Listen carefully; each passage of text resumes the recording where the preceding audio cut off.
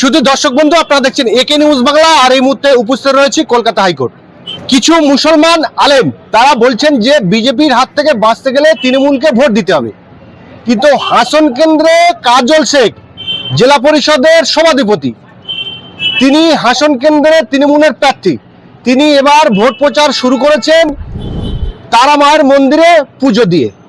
কি বলবেন মুসলমানেরা?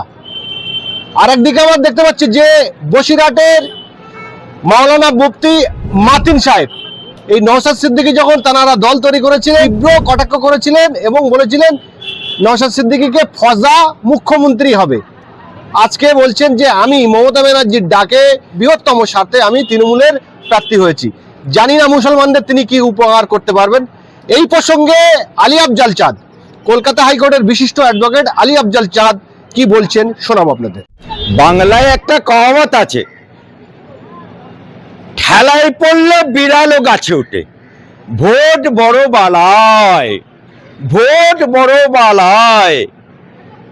তাই কাজল শেখ একটা জেলা পরিষদের সভাধিপতি, ডেপুটি মিনিস্টার সমান পদ, ডায়ে পুলিশ বাঁয়ে পুলিশ, সামনে পুলিশ পেছনে পুলিশ, নীল আলো গাড়ি। সেই ডেপুটি মিনিস্টার সমান পদ সমগ্র বীরভূম জেলার জেলা পরিষদের প্রশাসনিক পদ। সেই পদে থাকাকালীন আজকে তাকে তার বাড়ি নানুর তাকে প্রার্থী হতে হলো 292 নম্বর হাসন আসনে। এবং আমরা দেখতে পেলাম কি, কাজল শেখ একজন কলমা পড়নেওয়ালা মুসলমান। কাজল শেখ যার সুন্নত আছে, সেই কাজল শেখ ভোট এত বালাই যে মাথায় করে পুজোর সামগ্রী নিয়ে তারা মায়ের পুজো দিচ্ছে। কি বলবে বাংলার মলি সাহেব, হাজি সাহেব, গাজী সাহেবরা? কি বলবে তোহা সিদ্দিকী? কি বলবে কাসেম সিদ্দিকী? কি বলবে আব্দুল মতিন? কি বলবে সিদ্দিকুল্লাহ চৌধুরী? কি বলবে মারগ্রামের ইমাম? কি বলবে হাসন বিধানসভার মসজিদের ইমামরা? কি বলবে গলসির বক্তা মাওলানা ইয়াসিন? কি বলবে মমতাজুল ইসলাম? অমুক হারাম, অমুক হারাম, অমুক করা যাবে না, অমুক করা যাবে না। মুসলমান হাদিসে এ তো নবীকে অপমান করে দিল, মুসলমান ধর্মকে কলঙ্কিত করে দিল। কোথায় আছে মুসলমানের হাদিসে, কোথায় আছে কোরআনে যে একজন মুসলমান তারা মায়ের পুজো দেবে? আর পুজো কমিটি কিরকম যে একজন মুসলমানকে পুজো দিতে ঢুকতে? সনাতনীরা কি কেন সুরেন্দ্র চুপ করে বসে আছে? কেন আরএসএস চুপ করে বসে আছে? কেন বিশ্ব হিন্দু পরিষদ চুপ করে বসে আছে? কোথায় গেল সনাতনীদের আওয়াজ? কোথায় গেল তৃণমূলের 5টা গোলামরা? কোথায় গেল বেঙ্গল মুসলিম অ্যাসোসিয়েশন? কোথায় গেল মুয়াজ্জিন অ্যাসোসিয়েশন? কোথায় গেল জামিয়াতুল উলামা হিন্দের সভাপতি সেক্রেটারি বদরুজ্জামান? কোথায় গেল লম্বা টুপি গোল টুপি? কোথায় গেল টিপু সুলতান মসজিদের ইমাম? কোথায় গেল নাখোদা মসজিদের ইমাম? মুখে সব কুরু পেটে আছো। নবীর নামে একটা লাইটিং করলে যদি বেলডাঙায় দঙ্গা হয়, তাহলে কাজল শেখ নবীর উম্মত হিসাবে নবীকে অপমান করে দিল, মুসলমানকে অপমান করে দিল, সমগ্র মুসলমান জাতিকে কলঙ্কিত করে দিল এই কাজল শেখ। হাসনের মুসলমানরা শুনে নাও, হাসনের বিধানসভার আম জনতা মুসলমানরা শুনে নাও, এই কাজল শেখ যে কলমা পড়ে, যে ঈদের নামাজ পড়ে, যে কোরবানির নামাজ পড়ে, সেই কাজল শেখ মাথায় ঠাকুরের সামগ্রী নিয়ে তারা মায়ের পুজো দিচ্ছে। চিন্তা করো, ভাবনা করো। মমতা ব্যানার্জি এদিকে রেড রোডের নামাজে, 1 মাস খুশির ঈদ, সেই রেড রোডের নামাজে সেখানে মঞ্চটাকে রাজনীতির মঞ্চ করে মোদিকে গালাগাল দিল। আজকে তারই দলের নেতা হাসন কেন্দ্রের প্রার্থী পুজো দিচ্ছে। এর থেকে লজ্জা নেই মুসলমানের, এর থেকে বেশি লজ্জা আজকে হাসন বিধানসভার মানুষের নেই। হাসনের বিধানসভার মুসলমানরা জাগো। কাকে তোমরা সিলেকশন করবে, কাকে তোমরা ভোট দেবে? এই কাজল শেখ আবার কি বলছে, তারাপীঠে আমি তো প্রার্থী না, চন্দ্রনাথ বাবু প্রার্থী।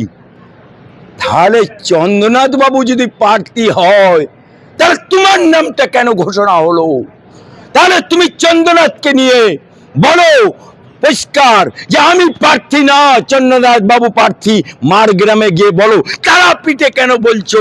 কারণ তারাপীঠে হিন্দুদের বাস, তাই তুমি বলছো চন্দ্রনাথ প্রার্থী, চন্দ্রনাথ বাবু প্রার্থী। লজ্জা করে না? বেহা নির্লজ্জ।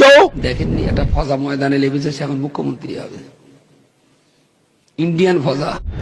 আমি মতিন সাহেবকে বলতে চাই, রে মুফতি সাহেব, মাওলানা সাহেব, তুমি তো দাঁড়িয়ে বলেছিলে যে মুসলমানরা, আমি মতিন সাহেব জিন্দিগিতে রাজনীতি নোংরা ওতে অংশগ্রহণ করব না। আমি সুন্নতে রসুল যে সংগঠন আছে তার সম্পাদক হিসাবে থাকবো। আমাদের অরাজনৈতিক সংগঠন। আজকে কি এমন হলো? কোথায় তোমার হাতে ঘা লাগলো যে তোমাকে চোরের দলে নাম লেখাতে হলো, গরু চোরের দলে নাম লেখাতে হলো, অভয় হত্যাকাণ্ডীর দলে নাম লেখাতে হলো, তামান্না হত্যাকারীর দলে নাম লেখাতে হলো, আনিস খানের হত্যাকারীর দলে নাম লেখাতে হলো, 26,000 চাকরি খেকো মুখ্যমন্ত্রীর দলে নাম লেখাতে হলো। ওয়াকআপ আন্দোলন তুমি বলেছিলে, চলো ব্রিগেড, চলো ওয়াকআপ আন্দোলন করতে হবে, এই সরকারকে উৎখাত করতে হবে। ওয়াকআপ আন্দোলন তো এই মমতা ব্যানার্জি বলেছিল যে ওয়াকআপ আন্দোলন করবে আমার থেকে বড় দুশ্মন হবে না, চলে যাও দিল্লি। আজকে তৃণমূলের লোকেরা মুসলমান বাড়িতে ভোট চাইতে গেলে মুসলমানদের এবার বলে দেবে ভোট চাইতে গেলে দিল্লি চলে যাও। তাই মাতিন সাহেব, ইসবার তোমার ফাটা মাসে মাথা আটকে গেছে। এই মাতিন সাহেব সহ আরো বেশ কয়েকজন কিছু আলেম আছে যারা নিজেদেরকে ধর্মগুরু বলে পরিচয় দেয়। আমি সবার নাম বলছি না, বলতে অনেকটা সময় লেগে যাবে। এরা যখন উড়িষ্যায় মুসলমান আক্রমণ হয় তখন তারা আন্দোলন করে, উত্তরপ্রদেশে মুসলমানদের উপরে আক্রমণ হলে তারা আন্দোলন করে, হরিয়ানা মুসলমানদের উপরে আক্রমণ হলে আন্দোলন করে, কিন্তু পশ্চিমবাংলায় মুসলমানদের উপরে আক্রমণ হলে তারা মুখে ফুল পেটে থাকে। উদাহরণস্বরূপ তালদিতে জমিন শেখকে পিটিয়ে মারা হলো, ঢোলাহাটে আবু সিদ্দিককে পিটিয়ে মারা হলো। এই মাতিন বা আরো যারা মাতিন কোম্পানি আছে এরা মুখ খোলেনি। কি বলবো? এরা আলেম না, আলেমের নামে এরা জালেম, এরা জালেমের বাচ্চা, ধর্ম গুরু না, এরা ধর্ম ব্যবসায়ী। তাই আজকে ওই কাসেম সিদ্দিকী বলেছিল না, যারা মুসলমান যদি তৃণমূল করে সে মরে গেলে জানাজা পড়া যাবে না, তাকে নবান্নে টানিয়ে দেওয়া হবে।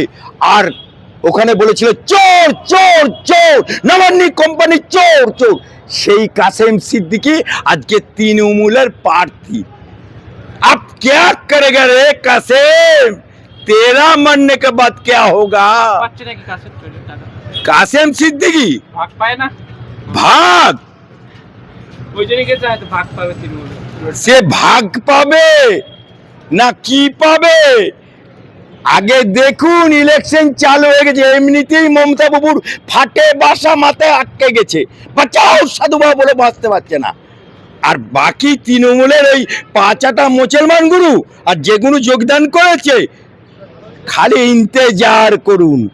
ওয়াকাফ আন্দোলন রুখে দিয়েছে মমতা বাবু, ওবিসি নিয়ে মুসলমানদের সাথে ছেলে কালামি করেছে, হুমায়ুন কবির মসজিদ করতে যাওয়ার কারণে তাকে তালাক দিয়েছে, নিউ টাউনে মসজিদ ভেঙে, বিজেপিকে বলে মসজিদ ভাঙা দল, নিউ টাউনে মসজিদের দেয়াল ভেঙে দুর্গাঙ্গন মন্দির করেছে। আব তেরা ক্যা হোগা রে কালিয়া।